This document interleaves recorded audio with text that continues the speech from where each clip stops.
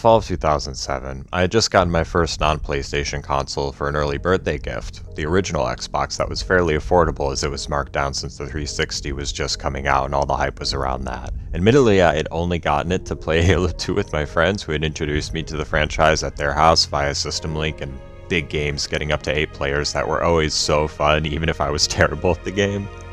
However, thankfully my parents decided it wouldn't be wise to get an entire console for just one game unless they went to the local game store to talk to the folks there, and most of the 4 games they came back with were some absolute gems.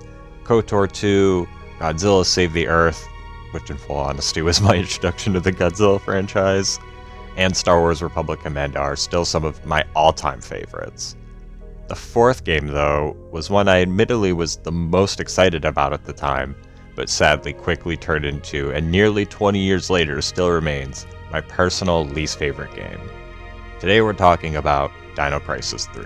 So some important context for my frame of reference at the time of playing this game. I had already played both the first 2 games in the series and I loved them both. The second in particular was my favorite game outside of the Sly series at the time, and for more than half of my life at that young age I vehemently wanted to be a paleontologist, so I was a huge fan of all dinosaur media.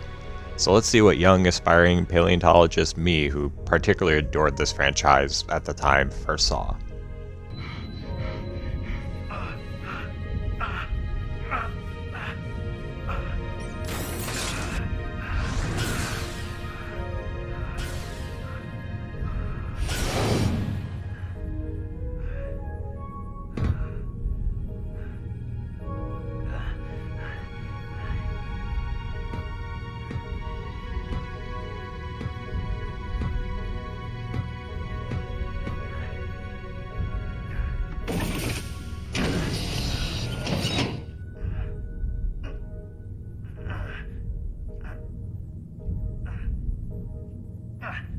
Sonia!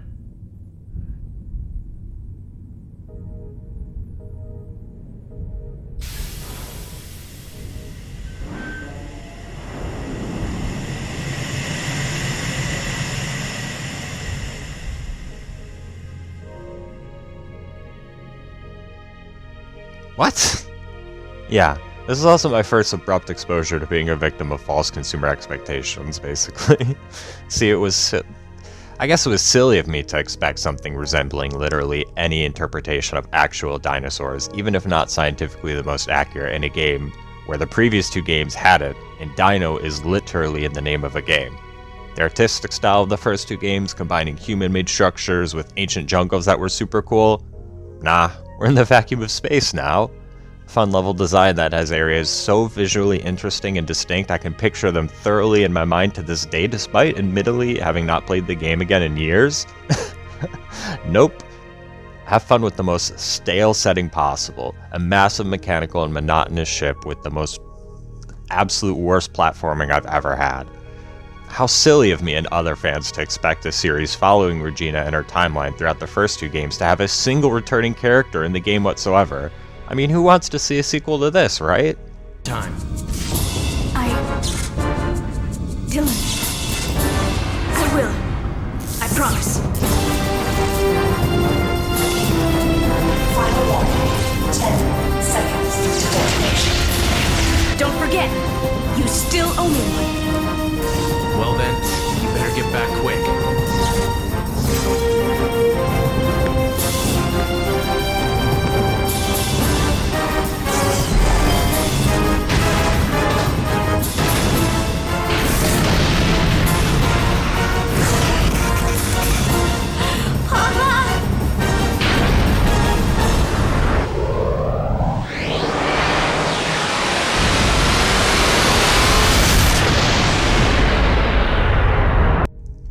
Oh wait, both the fans and the developers wanted a sequel to that, but Capcom executives scrapped it. So yeah, this game literally has nothing to do with the Dinocrisis franchise whatsoever, and the title is literally irrelevant to the game. For example, if when Fallout New Vegas was released they labeled the game as Spaghetti Recipes Simulator or something, that'd be a problem. Understanding the game is tied to the Fallout franchise is important and relevant to the consumer, in particular people already a fan of your franchise. But this game literally could just as well have been called Space Dino Horror or Spaghetti's Recipe Simulator, And if anything, that might as well give consumers a more appropriate expectation going in than mislabeling this as a Dinocrisis game, quote unquote, especially in particular Dinocrisis 3, inferring that it's a sequel to whatever the heck happened to the first two in any way. It both hurts the game itself as well as the franchise itself that it is stuck with its name attached to this completely disconnected game. But as hinted at previously, this game was set up to fail by the leadership of Capcom. Long story short, the team had an original vision for a new story that felt very inspired and followed up what was happening at the end of Dinocrisis 2, but due to just bizarre decision making, Capcom decided they needed to change the entire premise of the game and scrap everything this far into development. Because they were worried that time-traveling dinosaurs in a video game attacking a city in any capacity whatsoever would be insensitive about 9/11? Which makes no sense on so many levels, and there's one massive point against this decision we'll get to last. But first, let's entertain this inaccurate notion that this would somehow be too disrespectful towards people who lost their lives in that event. First, you mean to tell me that literally any city whatsoever is seen as too analogous to this event? Surely if Capcom was so worried, wouldn't picking a city that the dinos attacked be somewhere other than New York be a simpler decision to make than scrapping the entire script of the game? Also, I don't wish to be disrespectful about those events myself either, but surely most consumers aren't going to tie dinosaurs to, terrorists or something, nor does simply the fact a city is being destroyed in a piece of media mean the creators are inherently saying anything about 9/11. Even in media released in the years just after it, or around that time in general. Hell, the biggest piece of evidence to prove this was a catastrophically poor self-inflicted error by Capcom is it's in some of the very media that inspired the Dinocrisis franchise in the first place. While admittedly it was released in the 1990s, late 1990s, so it's not a perfect comparison, Jurassic Park 2 literally has dinosaurs attacking cities, but it wasn't pulled off the shelves en masse around the time of 9/11. Why? Because most of the public isn't connecting something like dinosaurs causing havoc in a modern city in a piece of media with being disrespectful towards a literal terrorist attack. Now granted, some people I'm sure will take it that way, but clearly that was not the wide perception of it. But wait, that's not even the end of self-inflicted failures on the part of Capcom leadership. Here you've got this wonderful money-making franchise that has sold over 3.5 million units over just 2 games on one console in less than 3 years. So at this point, a bunch of executives, who are capitalists by the way to their absolute core, they care about profit above all else, they have the idea of taking this moneymaker and throwing it on a completely different console than their already proven millions-wide player base. Clearly, the developers of this game had to know from that decision alone to make this an Xbox original that they were of low priority from the higher leadership in Capcom, which doesn't lead to the most inspired working environments. Combined with the forced scrapping of the story, and quite frankly, it leads me to the conclusion that the actual team who made this game and did the coding and all that aren't actually really why this game turned out so disappointing to me and so many others. So as I go more into depth about everything I was disappointed by in this game, just remember, none of this negativity is directed in any way towards those who actually coded the game. As far as I see it, they were basically forced by the Capcom leadership to make this. Thus, the leadership is entirely responsible for any grievances I have. Now getting right into the visuals, and this is something of almost the entire game that wasn't very fun in my opinion. The dinosaur designs are just all goofy or ugly, and not in the horror, terrifying ways like the Flood where they're supposed to look gross. No, just look at this guy here. I mean, absolutely ridiculous. Spaceship settings in theory don't have to be visually monotonous and dull, but you wouldn't know that if you just played this game, my goodness. Also, I don't know how to describe this in more technical terms, but despite giving you more information, the Halo 3 HUD just feels so much less clustered than this game's HUD. I can't really explain it in better terms than that. It gives less information but feels more cluttered. In fact, I sometimes have trouble even distinguishing where my character begins and the background ends. It's all just so monotonous visually. As far as the music is concerned though, while definitely a downgrade from the first 2 games here too, I must admit, unlike the rest of this game, I actually don't actively dislike it. I'm just kind of neutral about it overall, because it's got 2 songs that I actually do enjoy, which, can't complain. Here's an example.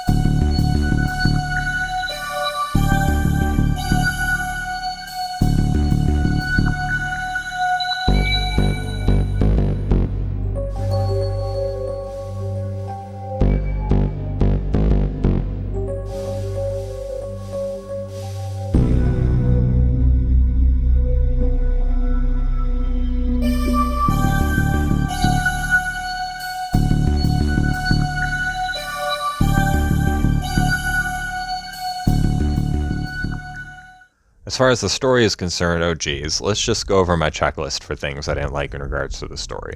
The main character is so forgettable, I literally forgot his name. They don't show or tell us anything significant about the rest of humanity to give the concern of this ship destroying them or fucking with them in any capacity, any validity. Also, why there's no adequate explanations to so many questions. Why did the original crew of the ship give this AI so much power and not leave any failsafe mechanisms? Why is the AI turning out a bunch of mutated monsters that are vaguely explained as like steps to creating a human when they're clearly just dinosaur shaped? Why does the AI even care if it... Why does it want to kill all humans anyway? Also, the morality of the main character can only be described as complete randomness. I mean, at the moment he's humanizing the girl that he's rescued. It's like all touching his stuff, but then after he finds out that she was created by the AI, he's at first calm about it, which is the right decision, I say, but then in the very next moment is literally angrily calling her like a monster and shit. Like, what? Yeah, it's thoroughly disappointing, sadly, with the story. I mean, it just... so, yeah. Now, if you've been watching the gameplay in the background, you may notice a pattern that was so universally critiqued on release, and rightfully so, that it now almost feels like people nowadays, when looking back on this game, understate how problematic this is. But the camera. Good grief. It feels like you're never looking where you need to. Platforming with this is a test in patience even saints would start cussing at in no time, I swear. And combat is literally unseeable more than half the time. Now, while we joke about games being so bad they shouldn't have even been allowed to release all the time, on a serious level, literally every game I've ever played in my lifetime, even games as minimalistic as like the Elder Scrolls Travels games, if I were a game publisher, I would approve those for sale. But Dinocrisis 3, however, is so deeply broken, in particular when it comes to the camera, that I will confidently say whoever allowed this game to legally be sold failed quality control. I don't know enough about legal shit to know if it rises or rose, I suppose, because it's way past the case, to the level of being legally challengeable, if that's even a thing. But shame on Capcom executives for being solely responsible for all the bad decisions made with this game, and shame on Xbox for allowing such an unfunctional game to even be published on their console. Oof. Oh yeah, it's okay. So that was a very negative video. Most of what I like to learn and share comes from games that I love, but that doesn't mean on occasion that we can't learn something from games we dislike as well, in addition to letting the sense of disappointment give us a greater appreciation for the games that did get it right. So yeah, thanks for watching. New videos coming up soon this week, and yeah, take care.